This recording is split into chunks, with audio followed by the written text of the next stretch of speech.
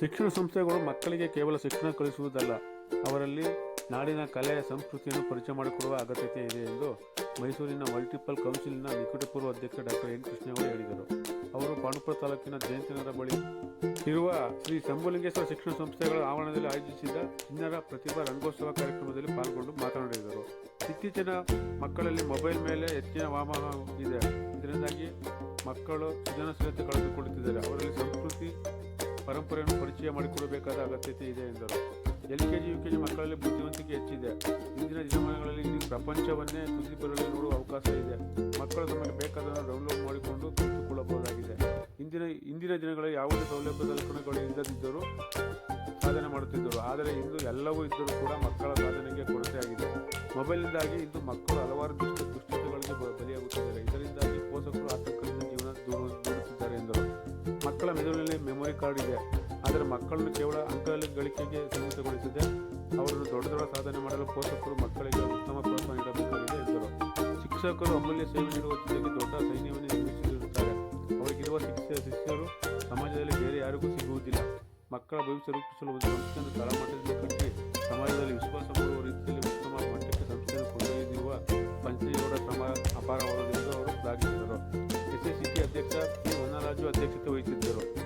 Managing trustee professor M. Panchalingegowda ಪ್ರಾಸ್ತಾವಿಕ ನುಡಿಗಳಾಡಿದರು. ರಂಗೋತ್ಸವ ಕಾರ್ಯಕ್ರಮವನ್ನು ಯಜಮಾನರಾದ ಚಿನ್ಕೂರು ಸಮ್ಮೇಗೌಡ, LSB ಜಯರಾಮ್, ಹೆಣ್ಣಾಳ್ ಪುಟ್ಟಸ್ವಾಮಿಗೌಡ, ಜಾಸ್ತಿ KK ಗೌಡ, ಕಚೇರಿ ಲೋಕೇಶ್ ಉದ್ಘಾಟಿಸಿದರು. ಇದೇ ವೇಳೆ ವಿವಿಧ ಕ್ಷೇತ್ರದಲ್ಲಿ ಸಾಧನೆ ಮಾಡಿದ S. ಜಯರಾಮ್ ಯೋಗ, ಬೇಲ್ವನ್ ಶಂಕರೇಗೌಡ ಕೃಷಿ, ಲಕ್ಷ್ಮೇಗೌಡ ಜಾನಪದ ಕಲೆ, ಶಿವಲಿಂಗೇಗೌಡ ನಾಟಕ, KS ರವಿ ಕೋಲಾಟ, KM ಕೆಂಪೆ ಕೃಷ್ಣೇಗೌಡ ಭಜನಾ ಕಲೆ, ಗುರುಪಾದಪ್ಪ ಸಂಸ್ಥಾಳೆ, LC ಚಂದ್ರು ಡೊಳ್ಳು ಕುಣಿತ, ಶಿಕ್ಷೇಗೌಡ ಹರಿಕತೆ ಸೇರಿದಂತೆ ಹಲವರು ಸನ್ಮಾನಿಸಿ ಗೌರವಿಸಲಾಯಿತು. ಈ ವೇಳೆ ಮಕ್ಕಳಿಂದ ಭರತನಾಟ್ಯ, ಯೋಗ, ಕಂಸಾಲೆ, ಡೊಳ್ಳು ಕುಣಿತ, ಕೋಲಾಟ, ವೀರಗಾಸೆ ಸೇರಿದಂತೆ ಇತರೆ ಜಾನಪದ ಕಲಾ ಪ್ರದರ್ಶನ ನಡೆಯಿತು. ಬಳಿಕ ಆಹಾರ ಮೇಳೋತ್ಸವ, ಛದ್ಮವೇಶೋತ್ಸವ ಕಾರ್ಯಕ್ರಮಗಳು ಜರುಗಿದವು.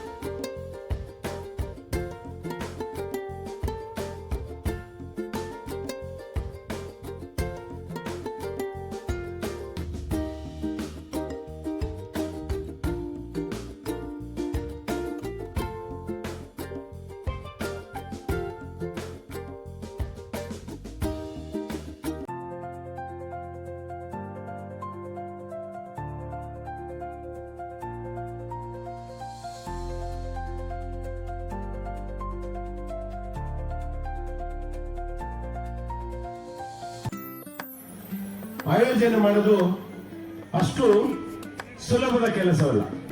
ನಿರಂತರವಾಗಿ 2-3 ತಿಂಗಳ ಕಾಲ ಈ ಒಂದು ಸಮಾರಂಭದ ಯಶಸ್ವಿಗಾಗಿ ಶ್ರಮಿಸಿರ್ತಕ್ಕಂತಹ ಎಲ್ಲ ನನ್ನ ಪ್ರೀತಿಯ ಶಿಕ್ಷಕ ಬಂಧುಗಳೇ, ಪ್ರಿಯ ಮಕ್ಕಳೇ, ಪೋಷಕರೇ, ಶಿಕ್ಷಣೇತರ ಸಿಬ್ಬಂದಿಗಳು,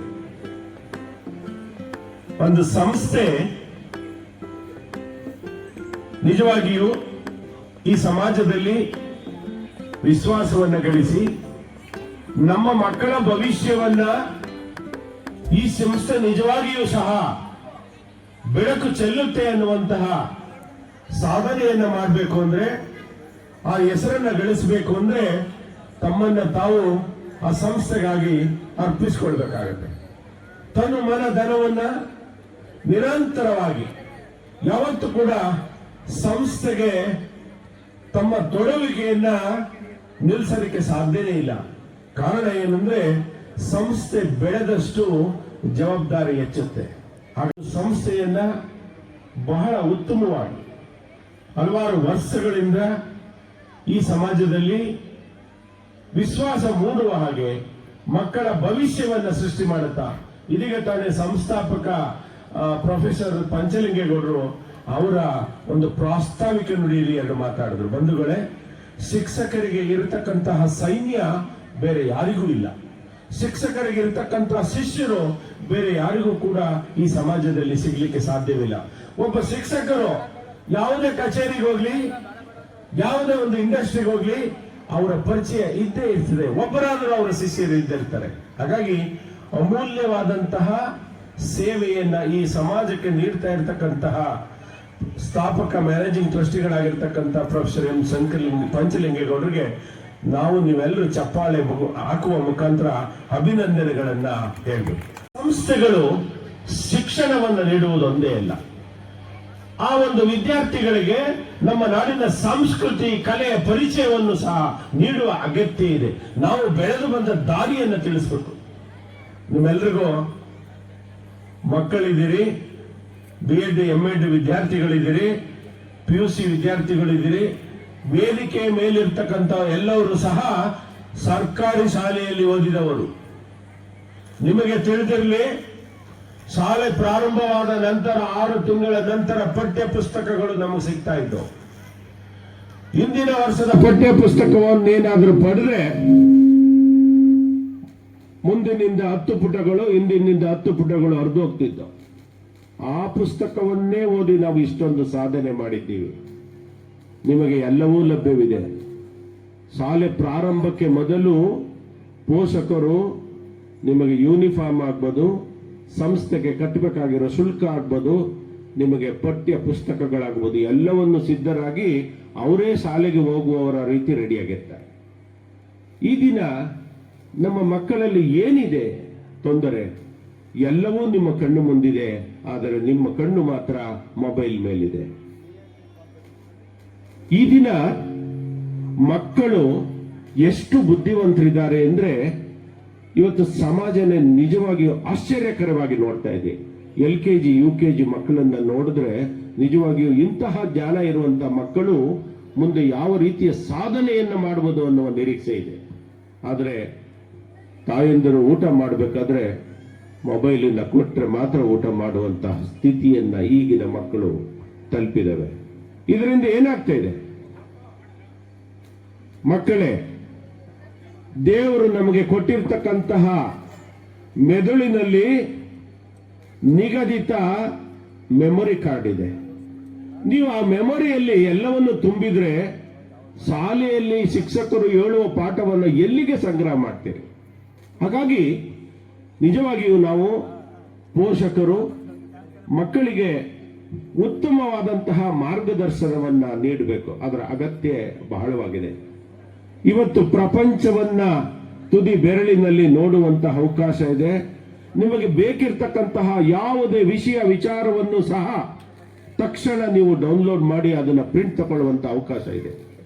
ಏನೂ ಇಲ್ಲದ ದಿನಗಳಲ್ಲಿ ಇಷ್ಟೆಲ್ಲ ಸಾಧನೆ ಮಾಡಿರುವಾಗ, ಎಲ್ಲವೂ ನಿಮ್ಮ ಕೈಲಿರುವಾಗ ಸಾಧನೆಗೆ ಏನು ಕೊರತೆ? ಏನಾಗ್ತಾ ಇದೆ ಸಮಾಜದಲ್ಲಿ? ಹಲವಾರು ದುಶ್ಚಟಗಳಿಗೆ ಪೀಡರಾಗ್ತಾ ಇದ್ದಾರೆ, ದಾಸರಾಗ್ತಾ ಇದ್ದಾರೆ. ಶಿಕ್ಷಣ ಸಂಸ್ಥೆಗಳು ಕೂಡ ಅದಕ್ಕಾಗಿ ತಂಬಾಕು ನಿಷೇಧ, ಇನ್ನಿತರ ಕೆಟ್ಟ ಒಂದು ಪರಿಣಾಮ ಬೀರುವಂತಹ ವಸ್ತುಗಳನ್ನು ನಿಷೇಧ ಮಾಡಿ ಸರ್ಕಾರ ಆದೇಶವನ್ನು ಮಾಡ್ತಾ ಇದೆ.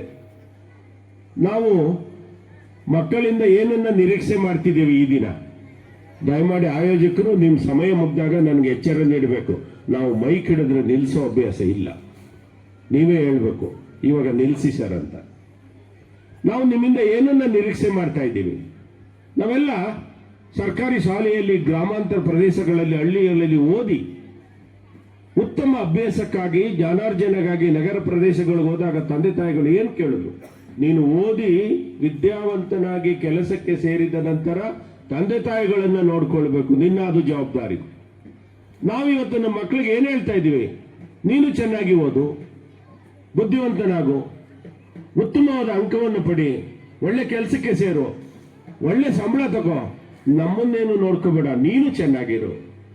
ಇಂತಹ ನಿಸ್ವಾರ್ಥವಾಗಿರ್ತಕ್ಕಂಥ ತಂದೆ ತಾಯಿಗಳಿಗೆ ಮಕ್ಕಳು ನೀಡ್ತಾ ಇರುವಂತಹ ಒಂದು ಫಲಿತಾಂಶ ಏನು?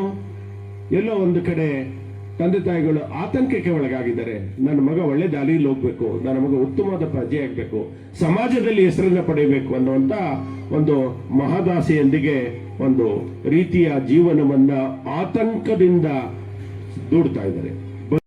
ಹೌದೇ? ಇಲ್ಲಿ ಬ್ಯಾಂಕ್ ಅಲ್ಲಿ ಬಂಗಾರಿ ಎಲ್ಲ ಮಾಡಿಸ್ತಾರಾ? ಅಂತ ಹಾಡೆಲ್ಲ ಮಾಡ್ಸಿಕ್ಕಿಲ್ಲ. ಜಾನಪದ ಶೈಲಿ ಹಾಡುಗಳು, ನೃತ್ಯಗಳು ಅದನ್ನೆಲ್ಲ ಮಾಡಿಸ್ತಾರೆ. ಅದ್ಯಾವ್ದದು ಜಾನಪದ ಗೀತೆ, ಜಾನಪದ ಶೈಲಿ ಹಾಡುಗಳು, ನೃತ್ಯಗಳು? ನಮ್ಮ ಪೂರ್ವಜರು ಹಿಂದಿನ ಕಾಲದಿಂದ ಉಳಿಸ್ಕೊಂಡ್ ಬಂದಿರೋ ಪರಂಪರೆಯಾದ ವೀರಗಾಸೆ, ದೊಣ್ಣೆ ವರ್ಷೆ, ಕೋಲಾಟ, ಭರತನಾಟ್ಯ ಇವನ್ನೆಲ್ಲ ಮಾಡಿಸ್ಕೊಂಡು. ಹೌದೇ? ಹಂಗಾದ್ರೆ ಎಲ್ಲ ತೋರಿಸ್ತೀರಾ ಇವತ್ತು ನಂಗೆ? ಬಾ, ನೀನ್ ಕರ್ಕೊಂಡೋಗಿ ತೋರಿಸ್ಕೊ ಬರ್ತೀನಿ.